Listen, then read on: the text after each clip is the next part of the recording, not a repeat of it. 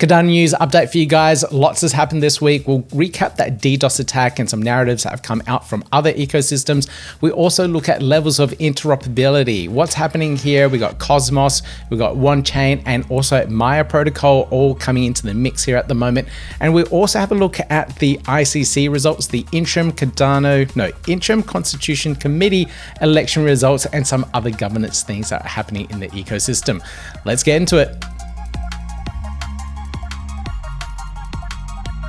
So the first news story I have here is around some community members from other ecosystems having enough and slowly exposing themselves and merging over to what Cardano has to offer.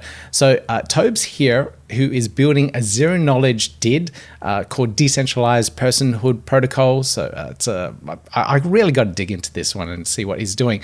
But he is an ETH validator, and recently he put up this post where he has converted his rewards from the two nodes and converted it to ADA. This is quite I guess a ballsy move here. So he's got almost 27,000 euros worth of rewards here, and he's converted over from ETH over to ADA. That is amazing to see, and I'm starting to see a lot more of this as well. So as soon as people don't like something in their own ecosystem, they realize it's not working out the way that they want it to. I believe Toads had a issue with the governance and direction where things were going. And now he is looking more into the Cardano ecosystem, and it's brilliant to see. So welcome to the Cardano ecosystem, and thank you for being around. We're also seeing people over from the Solana and a lot of the traders over there starting to reach out and see what's happening on the Cardano side. This has all come around from that Nike meme coin, that pig. Here's a good pig. And a lot of people are starting to look into that, seeing where they can get gains, because the reality is people are in crypto to make money. They're looking for profits here, and wherever things are going up, they start to move to. And Nike is definitely one meme coin that is doing the rounds and doing really well. But as they come in, they learn a little bit more about the ecosystem, they get exposed to whatever else is happening. And Bayer here has seen the level of engagement and the community around Cardano so much higher than what he is used to on other chains. So here, Cardano Girls, we know that they've almost at 2 million views on their video, and compare that to regular crypto girls, just under 1 million. So the level of engagement that they're getting at the moment, they're all coming in, I'm seeing at the moment, and they're looking for that level of engagement to build their Twitter profiles, or X profiles, I should say, and the numbers are going up. And Josh here from Late Night Crypto did a little video about this as well. So I encourage you to check out his video there and see what is actually happening with all these people moving into the Cardano ecosystem and exploring what we have to offer. In other news, the results are in. So the intersect results for the Interim Constitution Committee are in, and I couldn't be happier with the results. Everyone that is in here that got voted for, I think, are really key people within the ecosystem. We got the Cardano Atlantic Council. These members here are absolutely fantastic, and I know they'll do a brilliant job in regards to helping out with the ICC. We got Cardano Japan, so we've got representation for the Japanese community, which is amazing. Eastern Cardano Council, which is also a big representation for the Australians here, which of course I'm Australian, so I'm glad that we've got some representation there. I know the geographical representation doesn't really matter too much. Maru, congratulations, mate. You deserve this one. You work hard, and you really do a lot in the space there. So I'm glad you managed to get in as well. And then the scientific analytic tools, they do a lot of work in Dubai. So it's good that that connection is still there as well. And then Josh Stone from stuff.io or book.io, he's doing an amazing thing for adoption and the digital asset ownership around books and all sorts of things. So a brilliant group to have in for the next year to help steer the constitution and make sure everything is working right. So really good to see that this has all come into place. And I know that people have verified these votes on chain as well. So other people have counted and tallied the votes to ensure that they're all correct. So really good to see. Another big shout out, I should also mention that this whole voting platform was done on the Summon platform. platform. I've done interviews with Riley and other team members in the past about Summon. So if you do want to run your own DAO or voting platform, it's a really good one to use. And I'll put links down below so you can check that one out too. The other thing around voting is that Fund 12 is now open. This is Project Catalyst. This is a way for projects to submit their ideas, etc., and get funding from Project Catalyst. So the voting rounds are up now. I've done plenty of interviews with various different projects. You can check out the playlist around Project Catalyst. I do have more coming up as well. So there's a lot more people knocking my door for interviews at the moment. If you do want to interview, check out the learncardano.io website. There's links in the footer to book in an interview and instructions and all that. So check that one out if you do want to get an interview so that you can be on the podcast and get a little bit of exposure as well. So good luck with the voting. Anyone that has a proposal out there, please use the Lido Nation website. Again, links down below. I've done previous interviews with Lido Nation, and it's a brilliant platform that you can use to shortlist all of the projects that you're interested in, so it makes that voting process a lot easier. So check that all out. Now, with the spam attack, this is an update from Intersect. So there was a small working group that was formed after the spam attack happened. So after investigating the underlying issue, a technical task force has identified the root cause and have successfully deployed a hot fix. This will require SBOs to upgrade to node version 8.12.1. More info and how to log comments, head over to Cardano Node repo on the Intersect GitHub repo link there. Now, I also did see a post from Andrew Westberg about this as well. So if you're using guild tools, Cardano CN CLI, there is a different version that you might want to upgrade to. I think it was 8.9.4. That is fully compatible with all those tools at the moment. So I wouldn't exactly upgrade to this just yet if you are reliant on those tools.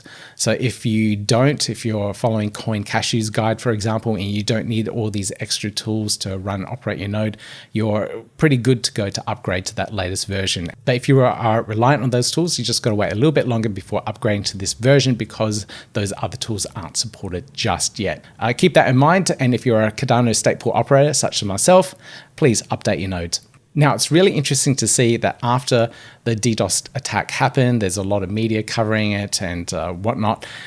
A lot of it got it wrong and didn't quite explain it well.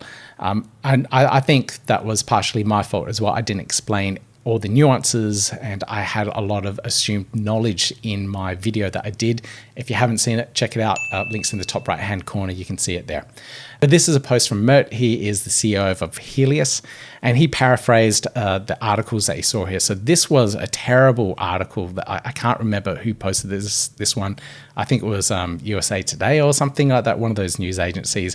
But they paraphrased a lot of things, kind of quoted things wrong here and there.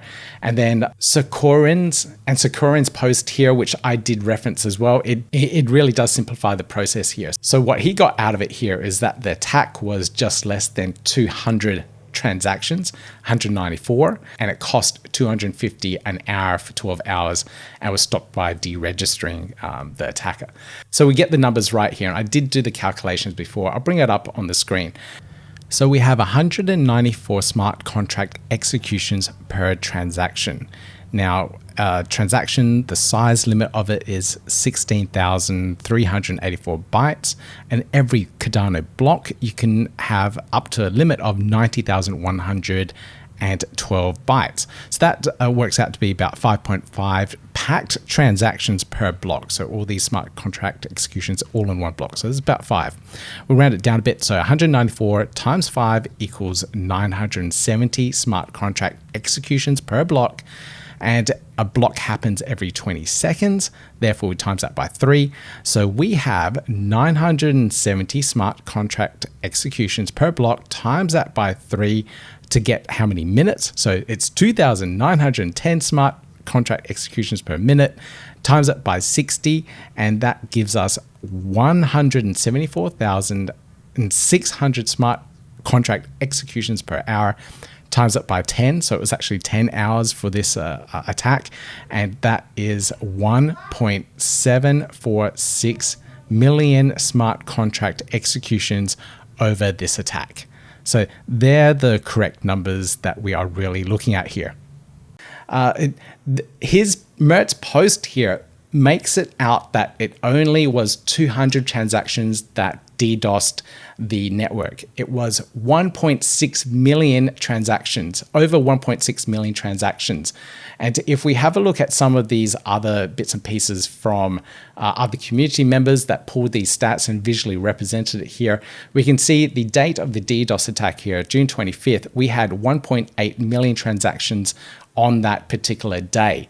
And if we break that down by the hourly, we can see the hourly transactions here. We've got 166,000 transactions hitting on those hour marks there. So there were a lot of transactions that were smashing the chain, and it averaged out to roughly 40 transactions per second.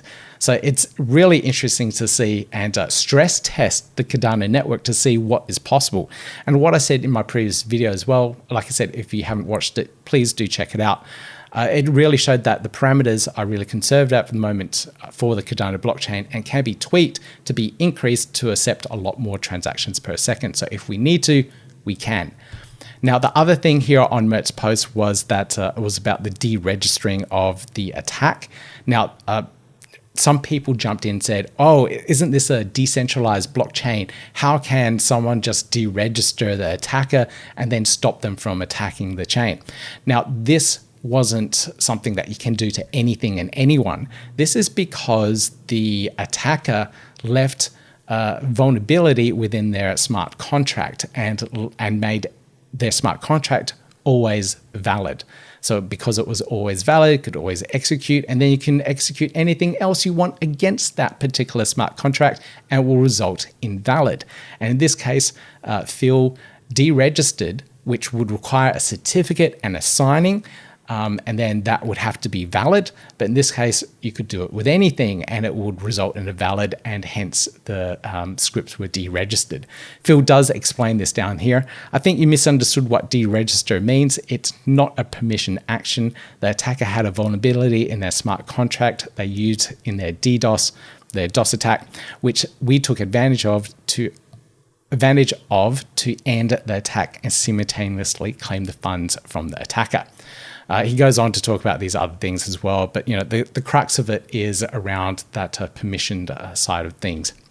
Anyway, that's what's happening in that space there. Again, if you haven't watched the video around the DDoS attack, please encourage you to take a look at that one. Now on to some more exciting news, and this is all around the interoperability that Cardano is seeing at the moment. So the Cardano Foundation has dropped the news around the inter-blockchain communication, the IBC from Cosmos SDK, and their development of this. So I did have Sebastian on the podcast previously, and we did talk about this as well. So check out this interview here where we talked about everything the Cardano Foundation is doing around Cosmos SDK and what they're delivering for the community.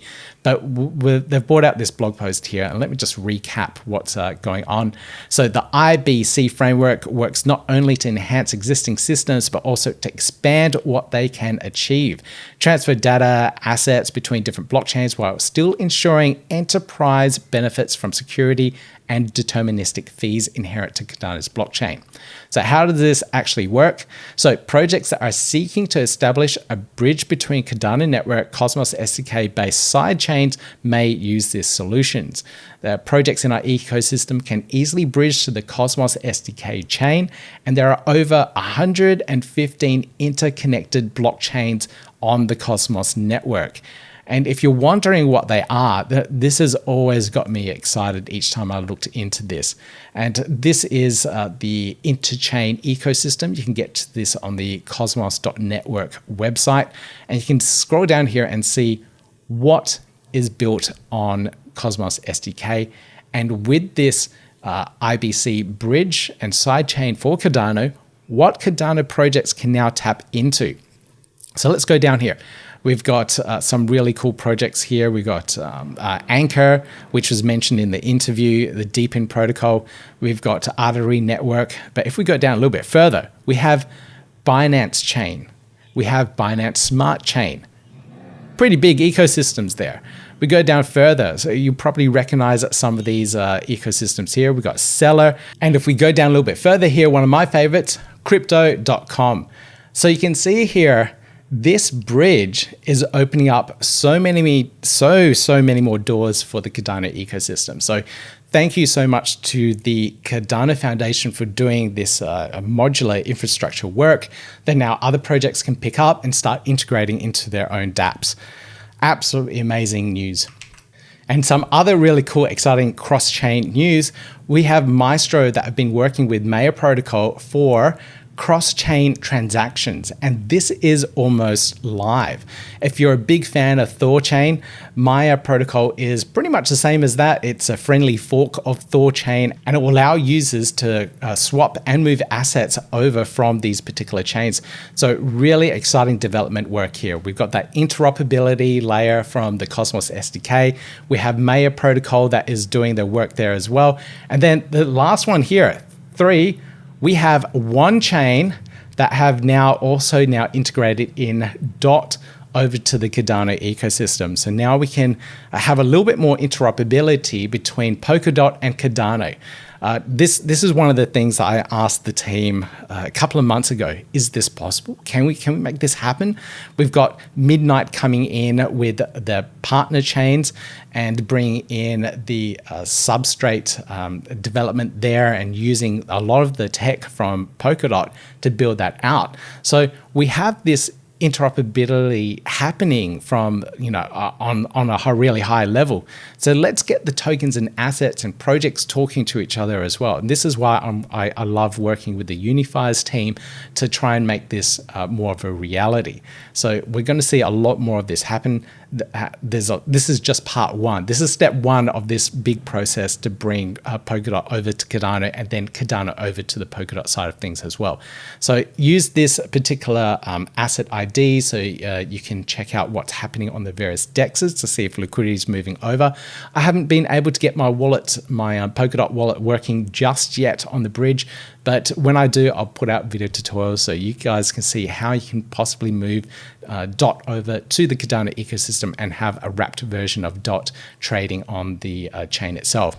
The other thing in this interview that I did with Temujin was that we dropped XAUT. So this is Tether's gold-backed stablecoin, and now that is also available on the Cardano ecosystem. So that was registered in the token registry, and they're bringing that particular asset over on their bridge so that you can move it from wherever you have it originally over to Cardano as well. So a lot of really cool stuff happening at the moment, and if you're not excited, I don't know what's wrong with you.